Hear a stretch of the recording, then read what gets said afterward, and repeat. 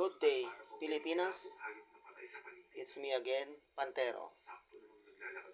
Meron lang po akong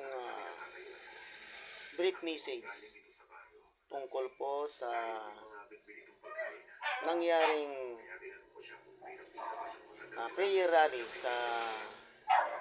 sa Davao noong January 28, prayer rally ni Duterte.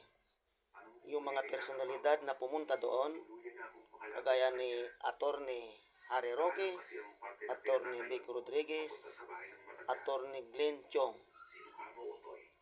Sila po ngayon ay delikado na ang buhay.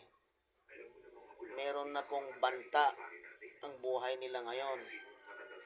After nung pangyayaring pag-attend nila sa meeting, prayer meeting ni Duterte sa Davao.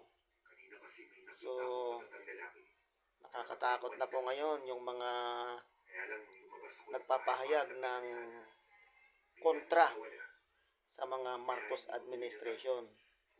Ito ay tataningan na pala nila. Matatahimikin na pala nila lahat ng kukontra, sapagkat nais nilang manatili talaga sa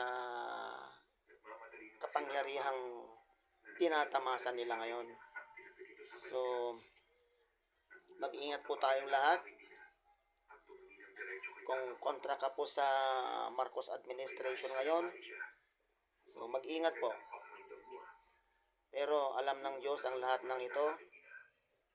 At siya po ang bahalang mag-iingat sa atin. Si Lord ang bahalang mag-iingat sa atin. O protektahan po niya tayo. Sapagkat wala naman po tayong ginawang masama. Kung ikaw ay nagbablog, nagsasalita ng against sa Marcos administration, karapatan po natin yon. So, sana ay matapos na ang sigalot na ito dito sa ating bayan. Maraming salamat po sa inyong pakikinig at panonood sa aking maliit na mensahe, na kunting mensahe sa inyo.